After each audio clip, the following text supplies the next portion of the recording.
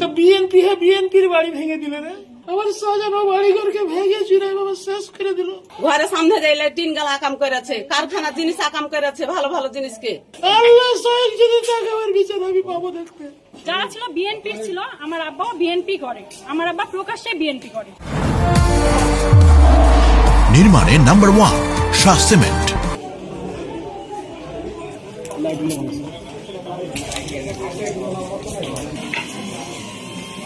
আমি লিখে ভেঙে দিত, জামাত ভেঙে দিত, আফসোস ছিল না।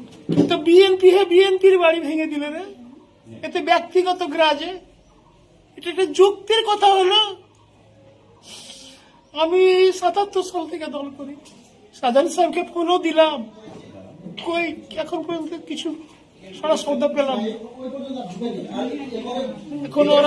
এখন ওরা মুহূর্তে কিছু বলার দেয় বাবা। আসল কথা আমি পারছি না নিজকে সামলে।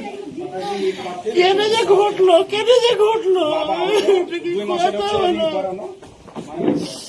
ঘটার একটা যুক্তি থাকতো, কিছু থাকতো, বাহানা থাকতো, আমি বেরিয়ে দিতে পারতো। আমাকে কিছুই ভালো লাগে না। আল্লাহ সহিক যদি তাকে আমার বিচার আমি পাবো দেখতে। কি বলবো বাবা, আর কি করবো?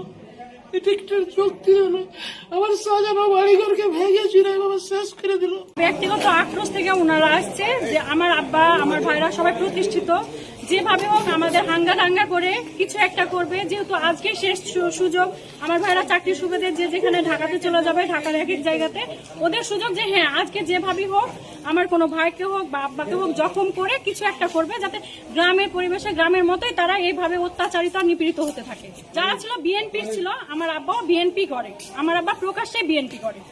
আর যারা ছিল তারাও কিন্তু বিএনপি, তাদের একটা ব্যক্তিগত আক্রোশ যে আমরা বিএনপি করছি, আমরা আমাদের মতো মাইর খাচ্ছি, ঘুরে বেড়াচ্ছি, তারা কেন প্রতিষ্ঠিত হবে, বাইরে থাকবে। সেই ইটখানে আমার ভাইয়া ফেলে দিলে, আর আমরা ভেঙে আমরা কি মারছে। ঘরে সামনে যাইলে টিন গালা আকাম করেছে, কারখানা জিনিস আকাম করেছে, ভালো ভালো জিনিসকে। কেন করে হারা বাহির হবো? আর কি কি নিয়েছিল হাতে? ওরা কাতা ছিল, ইট ছিল, লাঠি ছিল, তোমার বড় বড় কাতা ছিল। এম মেম্বার দেখা দিছে, এম মেম্বার নিজে দেখা দিছে, ইশারা দিছে, এমনে সান্ধাইতে কইছে, অমনে সান্ধাইতে কইছে। আমি টোটাল এস্টিমেটটা আমি যদি না করতে পারি, আমার বাবা এখানে আছেন, আমাদের গেটটাই তো হচ্ছে এসএস গেট, অনেক টাকা দিয়ে আপনারা দেখছেন সেটা।